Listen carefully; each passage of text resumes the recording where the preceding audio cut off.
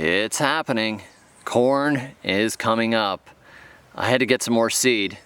And no, I don't use GMO seed. It's just a local heirloom variety that I got.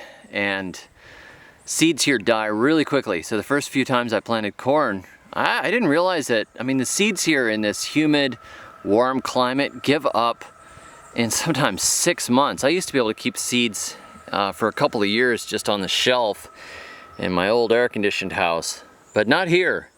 So the corn is coming up, and pretty soon we will follow it with the beans.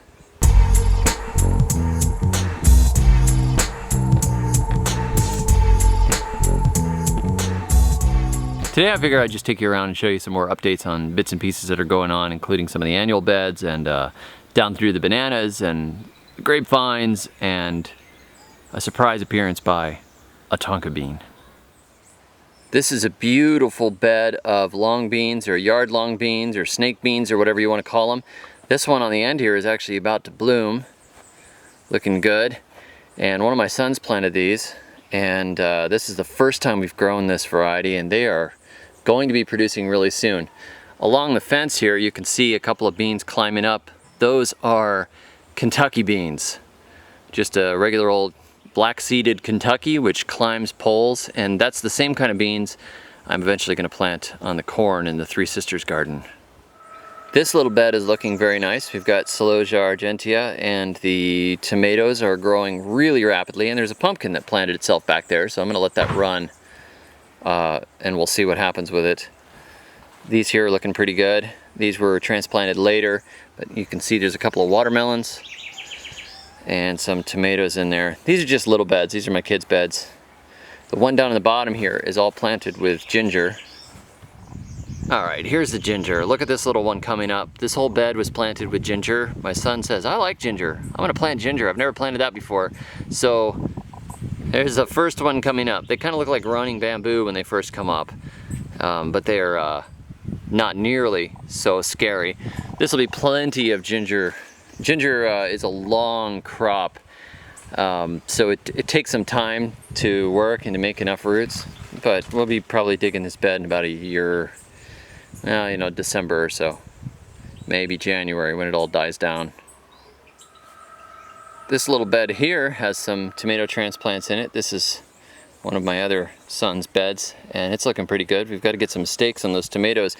This tomato in the back here actually planted itself from the compost, and along the fence here are the yams, which you guys saw before, but they're climbing way up there now. They're just bigger every single day, and it's only been a week since I recorded the last video through here, and they're flying. I don't think I've shown you guys these before, except the one growing at my parents' house, but this is a tropical cherry tree. This is called Barbados cherry or Acerola cherry. Now the problem with this tree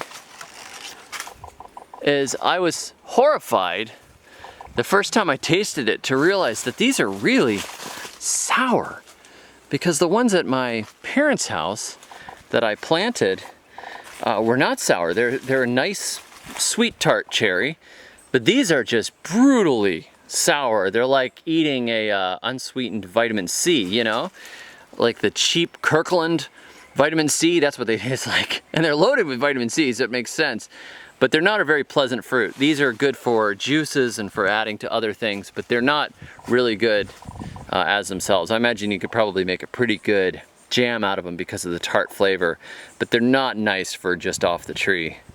Very pretty tree though, and very worth having, even if they are the tart ones. Now you would never know I string trimmed this whole area and cleaned this up just a couple of months ago, but the rainy season has started in earnest now, and so I've got to get out here again and beat everything down around the bananas. I was thinking of actually raking up cocoa leaves from the other side and hauling them around and putting a ring of cocoa leaves around the base of each banana as some mulch, but I haven't done it, and it really is a lot of materials handling. I have to keep coming back and forth again and again and again and again to do it. But the bananas are really starting to perk up now that the rain has started. But They don't like to have all these weeds around them. They need a good cleanup. It's one of the things, you know, you go piece by piece, day by day. I was talking to the farmer friend of mine who actually owns this property, and he was saying he works a couple of hours every day and gets some pieces done, a new section of his yard every day, and that's how he stays on top of the farm. And I was like, yep, that's pretty much what you have to do, piece by piece. By the time you get back around again, you gotta start over, you know? You see there's a lot of bananas coming in here.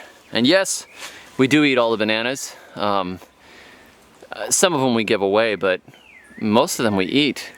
We eat a lot of bananas. I mean, I'll probably eat 5 or 10 a day. And the kids eat that too, so it goes fast. I just love it down here, especially in the evening. It's beautiful. I'm gonna show you guys something cool. This is really cool. Remember my Tonka beans video on the delicious illegal plant? There's a husk of the Tonka bean, and it is actually sprouting. I cannot believe it. I am so psyched because I heard they were rather difficult to germinate. A farmer down the road said, plant the entire fruit with the husk on, the seed inside, everything. And that's what I did. In this other one, I'm pretty sure I didn't take his advice and I just put the shelled bean inside. This one I left the shell on. And it's coming up, so I'm actually gonna have a Tonka bean plant. I'm really psyched. So if I get more of them, I'm gonna plant more. I'm just gonna keep sticking them in because they taste amazing. They're like toasted vanilla caramel. It's just unbelievable. So yeah, really cool. I'm very excited to see that thing working. The cucumbers here perennial cucumbers, Coccinea grandis, that I put these little mini greenhouse tops on are rooting and have rooted. So I actually started taking these off. I can take these last 2 ones off of here. I actually planted out some of them in the garden yesterday. And I've already given some rooted ones to some farmer friends of mine. So this is just one of those plants you just have to share. It's so amazing in its productivity. And this is a sterile version, so it doesn't have that potential for invasiveness like the ones that have apparently ate some of the island of Hawaii. All right, I am in the garden now, in the little gardens. Check this out. Look at that is a yam leaf. Not a sweet potato, a real yam. This one is coming up, it's got a really weird stem on it. This is apparently some sort of a purple yam. I've never seen one like this before. So this is a piece I stuck in a couple of months ago that a farmer gave me, and it's coming up, so we're gonna have this variety. But I've never seen a yam with these type of leaves. I've just seen them online, but never in person. Kind of cool, huh? It's a Dioscorea. This pumpkin here was actually planted itself actually on top of the body of a dead rat, and it's been fed with urine. So I mean, it's just the most terrifying pumpkin in the world. But if you look back here, pumpkin's starting to grow. This is one of my calabaza Seminole pumpkin crosses, and it is just looking really good. This is really sort of a small space for it, but I'm turning it around and I'm letting it climb the fence here. And well, just keep an eye on it because it wants to run into everything else. Sweet potatoes are looking really nice. These are the ones that were fed with Miracle Grow. Those are the ones that are fed with urine. I'm still seeing they are neck and neck. I am not seeing a difference except that you have to spend money on Miracle Grow.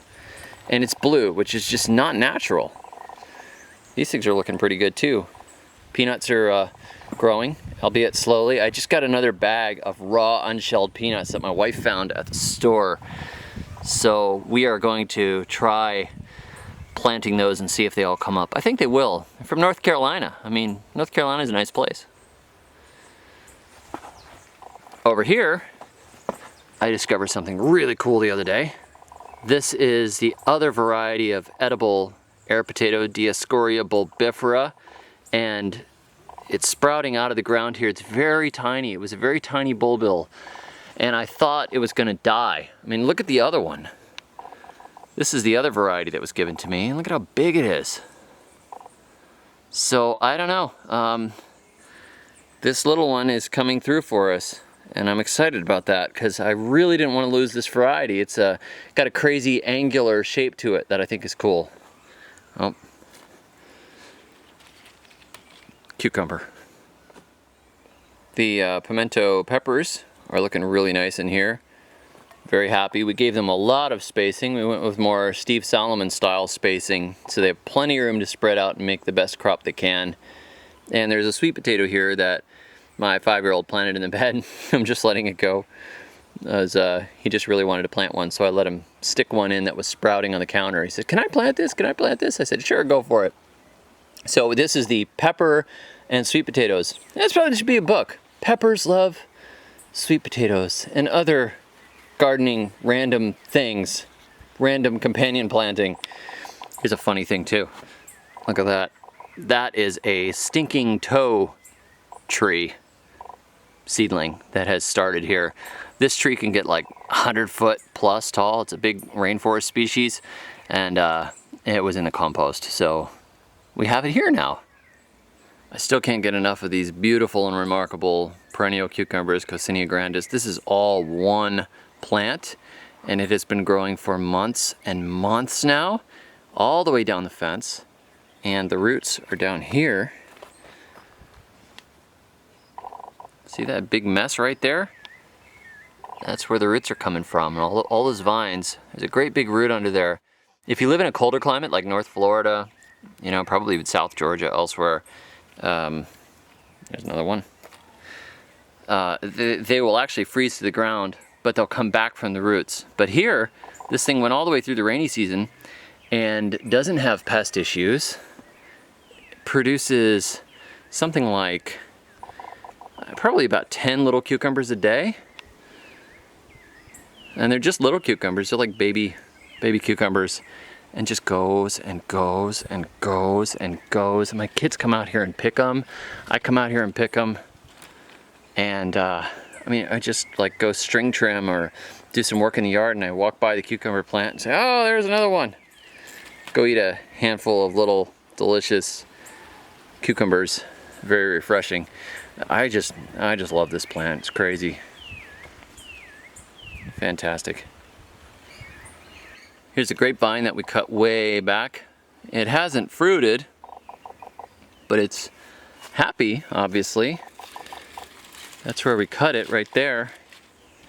And it grew out and it stretched along. This isn't really the best way to grow grapes. You should be growing them on a wire properly, but they'll grow through here. And it's not fruiting because it's not on a wire. It's just not fruiting because this is the tropics and it's probably really confused. I did find one fruiting spur from last year on it when I was cleaning the vines up. So I know it has fruited before, but I haven't seen it do it yet. And it's looking pretty green and happy. I could throw some more mulch around it. But talk about easy composting. The mulch that we threw down before, it's all rotten and feeding the soil. It's beautiful. Look at this. See all the material we threw down? It's turning into compost. It's composting and feeding the grapes, and we didn't do any work for this compost. This is just beautiful humus. Look at that. No work, chop and drop. And the trees here, the Gliricidia sepium that I cut back and threw to it, it's all grown back. I mean, I could cut and do this again. I could mulch over and over and over again, this wonderful chop and drop tree. You could do this with any invasive species that, or any fast growing species. It doesn't have to be invasive, but I love it doing it with the invasive species like, you know, Brazilian pepper. People are like, "I can't kill it." Well, every time you chop that sucker down, just chop chunks of it up and throw it around your other fruit trees, or throw it in a corner of the yard and make compost with it. It's gonna grow back. You can't get rid of it, so just keep cutting it and using it, cut it, use it, cut it, use it, cut it, use it, cut it, use it, and let it do all the hard work of pulling up minerals, and then feed it to something. Drop it on the ground. It'll become humus and feed something else. Thanks for joining me today. I hope your own gardening is going well and that you're getting just the right amount of rain and sun and time outside. And if you don't get enough time outside, I hope you get some in the future. And appreciate you just hanging out and seeing some of what was going on today. You can check me out on the web at thesurvivalgardener.com, where I have over 1,300 posts that I've written, including posts on composting, growing fruit trees from seed, zone pushing, all kinds of fun stuff. Go down there and wander around, thesurvivalgardener.com. Thanks for watching, and until next time, may your thumbs always be green. I went to see David the Good. We listened to Portishead and drank spiced rum. He threw me off the ramp and broke my foot and broke my wheelchair, all in good fun.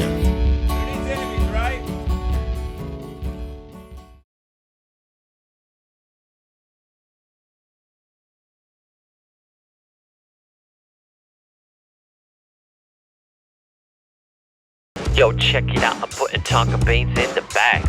Plastic bags cause they're cheaper than the pots, y'all. Gotta get those little Tonka beans to sprout, y'all. Put them on this bench and I'm dropping stuff all over the ground. Like I can't hear a sound. I'm just kinda freestyling on the mic like, just basically didn't write nothing down. Don't have a frown cause I'm happy. I'm planting seeds in the sunshine. Cut my head out in the next scene,